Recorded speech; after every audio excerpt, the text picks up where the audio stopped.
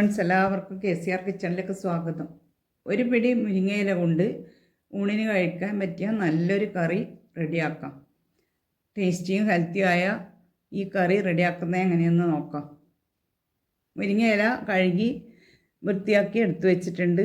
ഇനി മിക്സി ജാറിലേക്ക് 2 പൊടി തേങ്ങ, 1/4 ടീസ്പൂൺ മഞ്ഞൾപ്പൊടി, 1/2 ടീസ്പൂൺ പിരിയമുളക് പൊടി, പുളിയില്ലാത്ത കട്ട തൈരാണ് എടുത്തിട്ടുള്ളത്.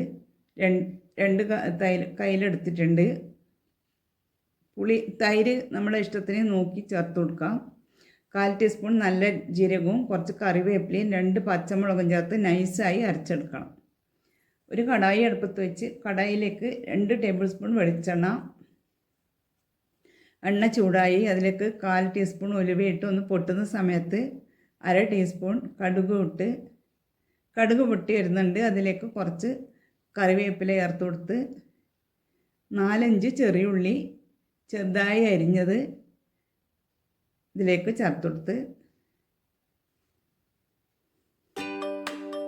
ചെറിയ ഉള്ളി ഒന്ന് മൂത്ത് വരണം. തീ സിമ്മിലിട്ട് വെക്കണം. മൺചട്ടി ആയതുകൊണ്ട് പെട്ടെന്ന് ചട്ടി ചൂടാവും. ഉള്ളി മൂത്ത് വന്നിട്ടുണ്ട്. ഇതിലേക്ക് 2 വറ്റൽമുളകും ചേർത്ത് നല്ലപോലെ ഇളക്കി കൊടുത്ത ശേഷം എടുത്ത് വെച്ച മുരിങ്ങയില ഇട്ട് നല്ലപോലെ ഇളക്കി യോജിപ്പിച്ചെടുത്ത് ഇതിലേക്ക് ആവശ്യത്തിനുള്ള ഉപ്പും കൂടെ ചേർത്ത് മുരിങ്ങയില നല്ലപോലെ ഇളക്കി യോജിപ്പിച്ച്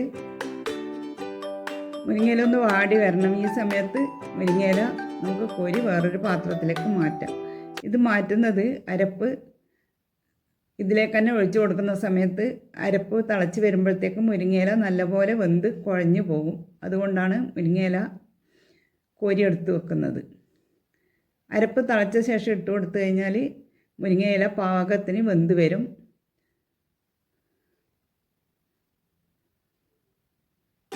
ഇത് മാറ്റിയ ശേഷം നമുക്ക് ഇതിലേക്ക് അരപ്പിട്ട് കൊടുക്കാം.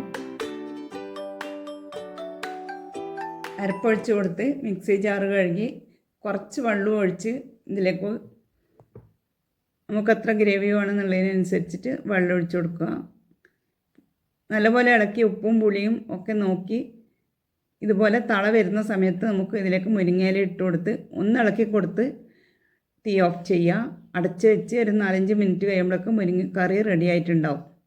മുരിങ്ങയില ഇട്ട് കഴിഞ്ഞ ശേഷം തിളപ്പിക്കേണ്ട ആവശ്യമില്ല. ചൂട് തന്നെ മുരിങ്ങയില വെന്ത് കിട്ടും. ഇത്രയേ ഉള്ളൂ. നമ്മളെ സൂപ്പർ മുരിങ്ങയില കറി റെഡിയായി. ചോറിന് ഒഴിച്ചു കൂട്ടാൻ പറ്റിയ നല്ലൊരു കറി. ഈ വീഡിയോ നിങ്ങൾക്ക് ഇഷ്ടമായാൽ സബ്സ്ക്രൈബ് ചെയ്യാനും ലൈക്ക് ചെയ്യാനും കമൻറ്റ് ചെയ്യാനും മറക്കല്ലേ. Thank you.